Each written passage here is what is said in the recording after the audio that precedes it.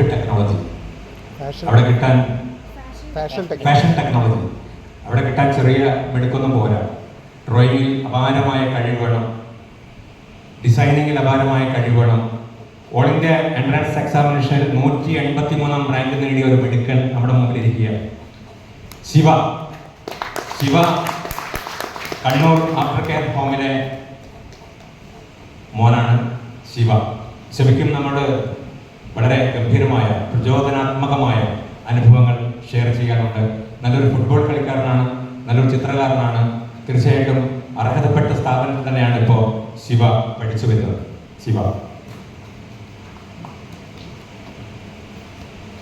എൻ്റെ പേര് ശിവ. ഞാൻ 2 അനിയത്തി 1 അനിയൻ അടങ്ങുന്ന എൻ്റെ അമ്മ അച്ഛൻ, ഇതാണ് എൻ്റെ ഫാമിലി. മിഡിൽ ക്ലാസ് ഫാമിലി ആയിരുന്നു. കണ്ണൂരിലായിരുന്നു ഞാൻ ജനിച്ചത്, കണ്ണൂർ അഴീക്കോടിലായിരുന്നു ഞാൻ ജനിച്ചത്. അപ്പോൾ ഫാമിലിയിൽ അച്ഛനമ്മയായിട്ടുള്ള ലവ് മാരേജ് ആയിരുന്നു. അപ്പോൾ അവരായിട്ടുള്ള ചെറിയ അടിപിടിയൊക്കെ ആയിട്ട് അങ്ങനെ വാടക വീട്ടിലായിരുന്നു നമ്മൾ താമസിച്ചത്.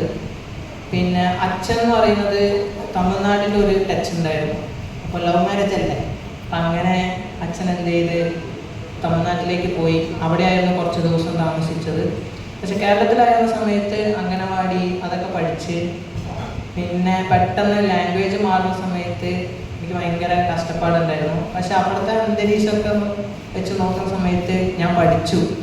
തമിഴ്നാട്ടിൽ പോയിട്ട് തമിഴ് പഠിച്ചു.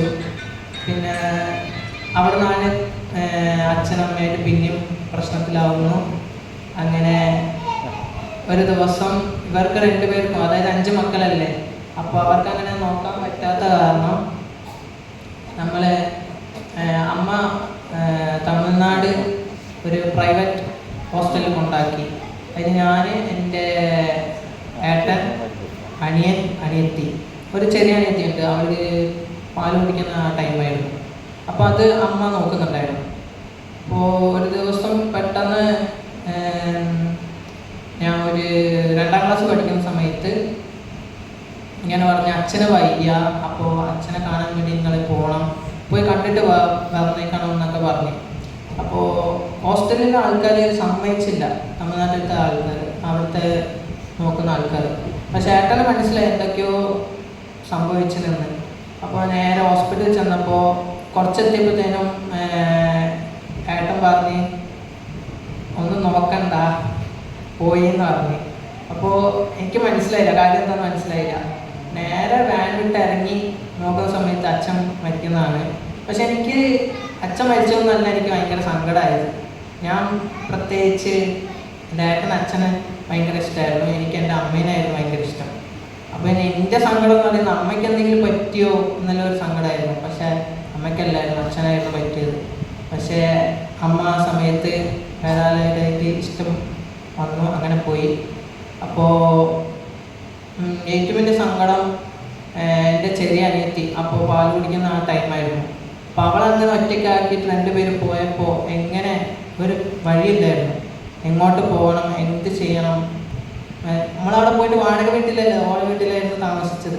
അപ്പോൾ അതൊക്കെ വെച്ച് നോക്കുന്ന സമയത്ത് എങ്ങോട്ടാണ് തിരിയേണ്ടതെന്ന് എനിക്കാണെങ്കിലും ആ ഒരു ഇതില്ല, എന്താ ചെയ്യേണ്ടതെന്ന്.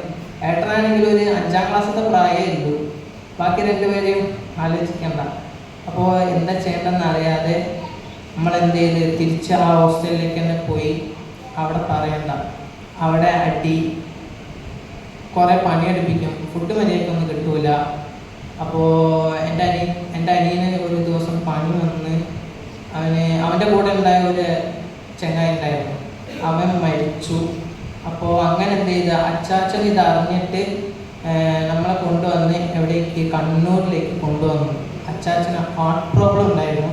പക്ഷെ എന്നാൽ പോലും മൂപ്പര് കുറച്ചു കാലം നമ്മൾ നോക്കി നടത്തി. അപ്പോൾ എൻ്റെ ഏട്ടൻ അതിൻ്റെ ഇടയ്ക്ക് പണിക്കും പോകുന്നുണ്ടായിരുന്നു. ഞാൻ ഏകദേശം എന്താ പറയുക, കമ്പി അങ്ങനത്തെ എന്തെങ്കിലും കൂലിപ്പണി അങ്ങനെ എന്തെങ്കിലും പണിയെടുത്തിട്ട് പഠിക്കുന്നൊന്നുമില്ലായിരുന്നു. പിന്നെ 2 അനിയത്തിമാരെ പഠിക്കാൻ വേണ്ടിയിട്ട് പട്ടുവം ഒരു CWSൻ്റെ ആ ഒരു ഹോസ്റ്റലിൽ കൊണ്ടാക്കി, അച്ചാച്ചൻ കൊണ്ടാക്കി. അപ്പോൾ എൻ്റെ ഏട്ടൻ എന്ത് പറഞ്ഞ്, ഞാനും എൻ്റെ അനിയനും കൂടിയിട്ട് അച്ചാച്ചൻ പറഞ്ഞ് എനിക്ക് നോക്കാൻ പറ്റുന്നില്ല, എത്ര കാലം നിൽക്കാമെന്നൊന്നും അറിയില്ല, അപ്പോൾ നിങ്ങൾ ഒരു കാര്യം ചെയ്യണം, ഞാൻ ഇവർ രണ്ടുപേരെയും പാലക്കാട് പ്രൈവറ്റ് ഹോസ്പിറ്റലിൽ കൊണ്ടാക്കാം, അവിടെ ഇവർ ഇരുന്നോട്ടെ. അച്ചു നീ, എൻ്റെ ഏട്ടൻ്റെ പേര് അച്ചു ആയിരുന്നു. അപ്പോൾ അച്ചാച്ചൻ പറഞ്ഞു അച്ചു നീ ഇവരെയൊക്കെ നോക്കണം എന്ന് പറഞ്ഞിട്ട് ഏട്ടൻ്റെ കയ്യിൽ ഏൽപ്പിച്ചിട്ട് നമ്മൾ രണ്ടാൾക്കാരും പാലക്കാടിലേക്ക് പോയി. അവിടെ പോയപ്പോൾ പറയണ്ട, ഞാൻ വിചാരിച്ച് ഏകദേശം കുറച്ചൊക്കെ ഹാപ്പി ആയിരിക്കും എന്നാണ് ഞാൻ വിചാരിച്ചത്. പക്ഷെ അല്ല, അവിടെയായിരുന്നു തുടക്കം. എനിക്ക് ഒരു കാര്യത്തിൽ നന്നായിട്ട് ചിത്രം വരയ്ക്കാൻ അറിയാം, പാട്ട് പാടാൻ അറിയാം, നല്ലോണം. എനിക്ക് അതിനൊക്കെ പോയിട്ട് മത്സരിക്കണം, കലോത്സവം എന്നൊക്കെ നല്ല ആഗ്രഹങ്ങളൊക്കെ ഉണ്ടായിരുന്നു. പക്ഷെ അവർ സമ്മതിച്ചില്ല. അവർ ഒന്നാമത് അങ്ങനത്തെ ഇതിനൊന്നും വിട്ടില്ല. പഠിത്തം മാത്രം ഒരു രൂപത്തിലായി. പിന്നെ എനിക്ക് മലയാളമൊന്നും വരില്ലായിരുന്നു. അപ്പോൾ എന്ത് ചെയ്ത് 4ാം ക്ലാസ് പഠിക്കുന്ന ടൈമിൽ ഒരു ടീച്ചർ എന്നെ മലയാളം പഠിപ്പിച്ച് പാലക്കാടിൽ കുറേ പ്രശ്നങ്ങളൊക്കെ ആയിട്ട് ഒരു സമയമായപ്പോൾ CWSന്റെ ഒരു ഇത് വരുന്നു. അപ്പോഴായിരുന്നു CWSനെ പറ്റി ഞാൻ അറിയുന്നത്. അപ്പോൾ അവർ വന്നിട്ട് നമ്മൾ രണ്ടുപേരെയും, അതായത് എൻ്റെ അനിയനെയും എന്നെയും കൊണ്ടുപോയിട്ട് ചോദിച്ചു, ഹോസ്റ്റലിൽ എന്തെങ്കിലും പ്രശ്നമുണ്ടോ, എന്തെങ്കിലും അതായത് അവിടെ എന്തെങ്കിലും പ്രശ്നമുണ്ടോ, അവിടെ എന്തെങ്കിലും മാറ്റം വരുത്തണോ, അവിടെ എന്തെങ്കിലും ചെയ്യണം എന്നൊക്കെ ചോദിച്ചപ്പോൾ നമ്മൾ പറഞ്ഞു ഇല്ല, നല്ല രസമുണ്ട്, ഒരു കുഴപ്പമില്ല, സൂപ്പറാണെന്നൊക്കെ പറഞ്ഞു. പക്ഷേ യഥാർത്ഥത്തിൽ അവിടെ ശരിക്കും പറഞ്ഞാൽ ഫുഡ് കിട്ടൂല. ഇതന്നെയായിരുന്നു സത്യം പറഞ്ഞാൽ. വലിയ ആൾക്കാർ പണിയെടുക്കേണ്ട സാധനം ഞാൻ ആ സമയത്ത് എടുത്തി. ഇഷ്ടമില്ലാത്ത കൊണ്ടും അന്ന് എന്തെങ്കിലും ഒരു പണി ഏൽപ്പിച്ച് അത് ചെയ്തില്ലെങ്കിൽ അന്നത്തെ സ്കൂൾ പോക്ക് മുടക്കാൻ, സ്കൂളിൽ പോകില്ല. എനിക്ക് സ്കൂളിൽ പോകുന്നതെന്ന് പറയുമ്പോൾ ഭയങ്കര ഇഷ്ടമാണ്. ഞാൻ ഹാപ്പിയിൽ കുറച്ചും കൂടി സന്തോഷിച്ച സമയം എന്ന് പറയുന്നത് ഒരു 5ാം ക്ലാസ് 4ാം ക്ലാസ്സൊക്കെ സന്തോഷിച്ച ടൈമിൽ സ്കൂളിൽ പോകുമ്പോഴാണ്. എൻ്റെ ഫ്രണ്ട്സായിട്ടൊക്കെ ഞാൻ ഇങ്ങനെ ഒന്നും ആലോചിക്കില്ല, അത്രയ്ക്ക് ഹാപ്പി ആയിരുന്ന ഒരു ടൈം ഉണ്ടായിരുന്നു. പക്ഷേ അവർ സ്കൂളിലൊന്നും വിടാറില്ലായിരുന്നു. എന്തെങ്കിലും പണി ചെയ്തില്ലെങ്കിൽ, അത് ഏൽപ്പിച്ച പണി ചെയ്തില്ലെങ്കിൽ സ്കൂളിലൊന്നും വിടില്ല. അപ്പോൾ ഇതും അങ്ങനെ സൈഡിലൊക്കെ പോകുന്ന സമയത്ത് ഒരു ദിവസം എൻ്റെ അനിയൻ എന്ത് ചെയ്ത് ഒരു കുസൃതി ഒപ്പിച്ച് എന്താണെന്ന് വിചാരിച്ചാൽ ഹോസ്റ്റലത്തെ ചില്ല് പൊട്ടിച്ച്. അപ്പോൾ ഒന്നുമില്ല, രാത്രി കിടന്നുറങ്ങുന്ന സമയത്ത് 1 മണി ആയിക്കാണ്. നമ്മൾ രണ്ടുപേരെയും കൊണ്ടുപോയിട്ട് പാലക്കാട് ചിൽഡ്രൻസ് ഹോമിൽ കിട്ടും.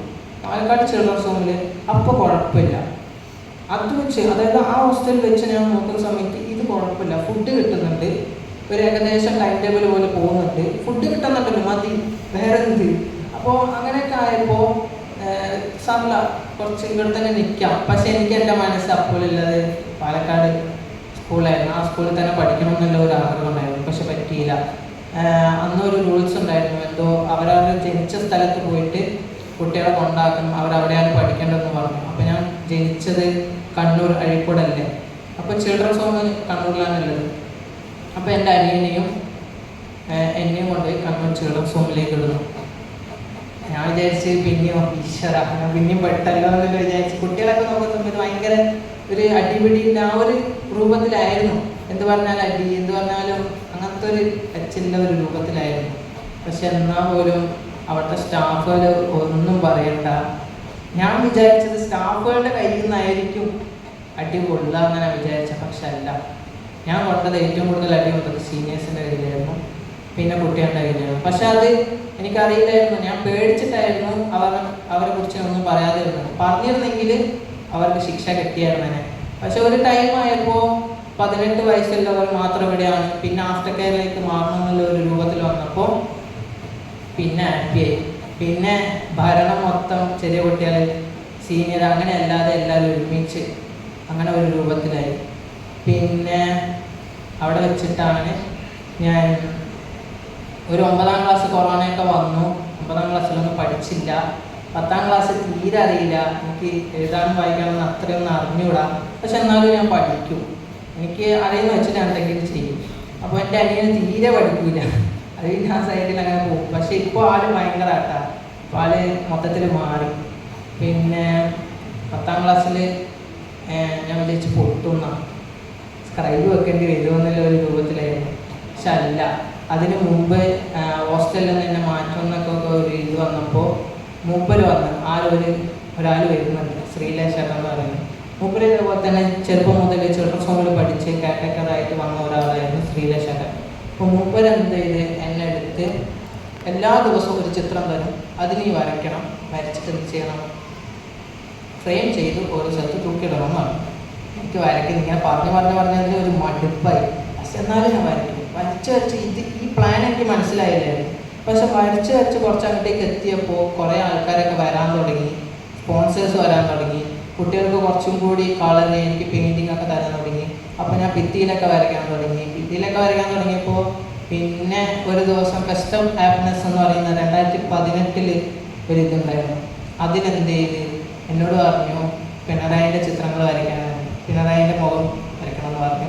പിന്നെ കുറേ ചിത്രങ്ങളൊക്കെ വരച്ച് ഇവിടെ തന്നെയാണ് താഴത്തെ ആ ഒരു സ്റ്റേജിലായിരുന്നു പരിപാടി ഉണ്ടായത്. ഭയങ്കര രസമായിരുന്നു. എല്ലാ ജില്ലയിൽ നിന്നും കുട്ടികൾ ഓരോ സാധനങ്ങൾ ഇങ്ങനെ നിരത്തി വെക്കും, എന്നിട്ട് വിൽക്കും. അതിൻ്റെ ഇടയ്ക്ക് കുറേ പരിപാടികളൊക്കെ ഉണ്ട്. നല്ല രസമുള്ള ഒരു മൂമെൻ്റ് ആയിരുന്നു അതൊക്കെ.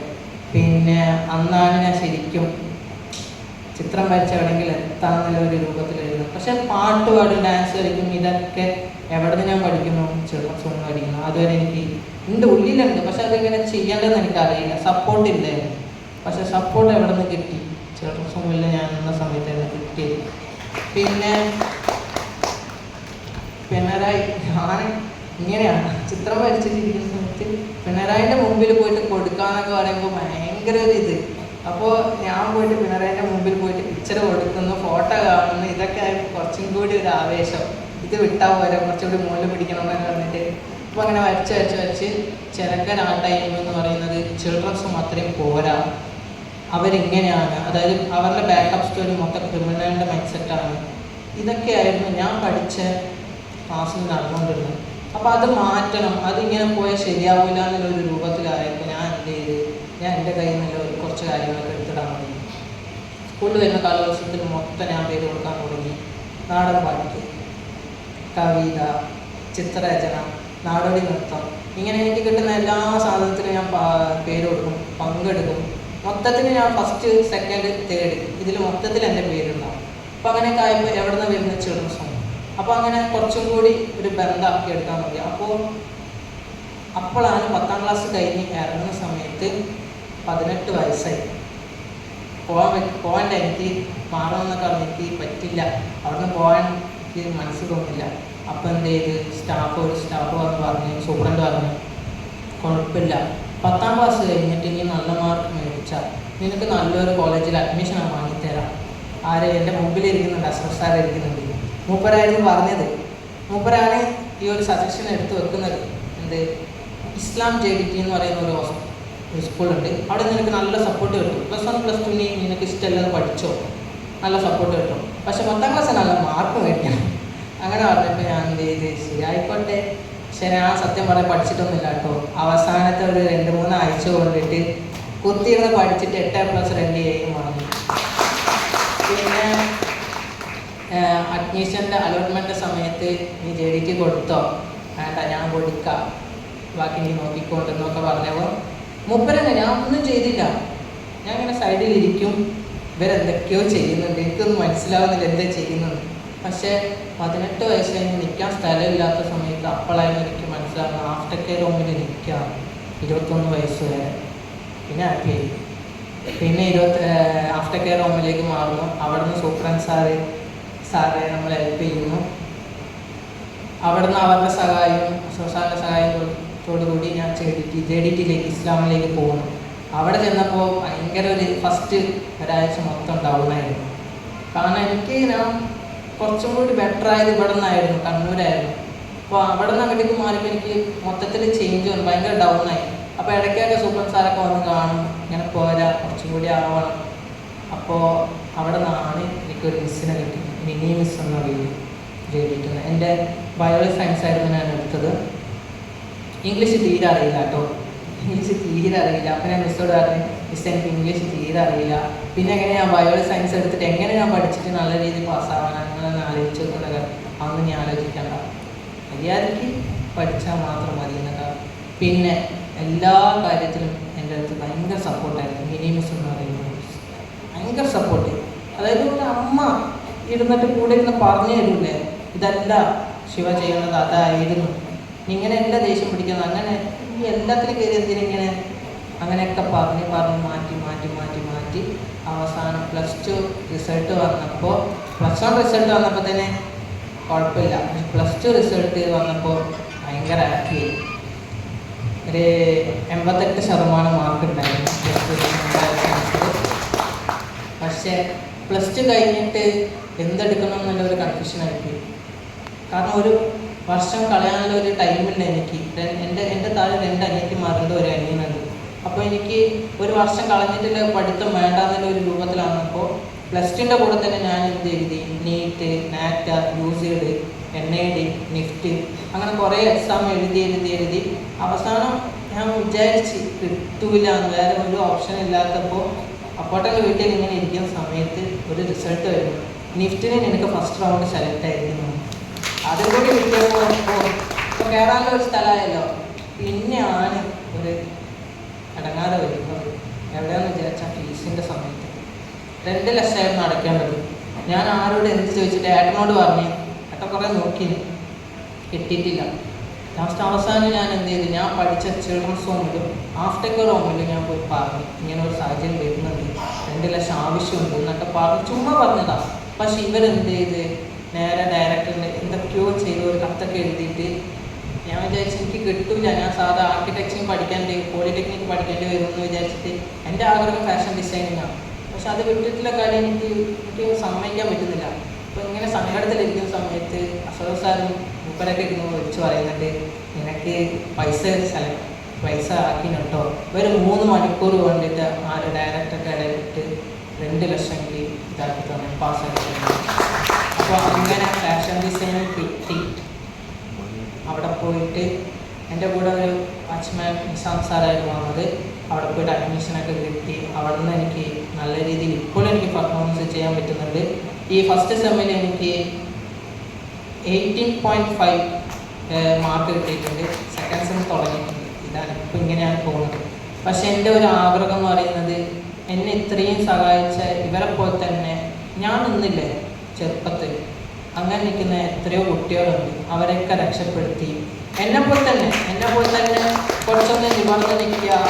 ഇങ്ങനെയല്ല, പൈസ അല്ല, കുറച്ച് ചങ്കൂറ്റം വേണം. നമ്മളിതാണ്, നമ്മൾ സഹായിക്കുന്നവർക്ക് കുറച്ചൊന്ന് ചെയ്തു കൊടുക്കുക, തിരിച്ചൊന്ന് ചെയ്തു കൊടുക്കുക. നമ്മളിത്രയും സഹായിച്ചു തരുന്നില്ലേ, അവർക്കൊന്ന് നല്ല രീതിയിൽ സഹായിച്ചു കൊടുക്കുക. അങ്ങനത്തെ ഒരു മെൻറ്റാലിറ്റി ഞാനിപ്പോൾ നല്ല കുട്ടികൾക്ക് സഹായിക്കാനുള്ള ഒരു ആഗ്രഹം. പിന്നെ നിഫ്റ്റ് വെറും ജീവിക്കാനുള്ള ഒരു മാർഗ്ഗമാണ്. പക്ഷെ എൻ്റെ ആഗ്രഹം IFS ആണ്.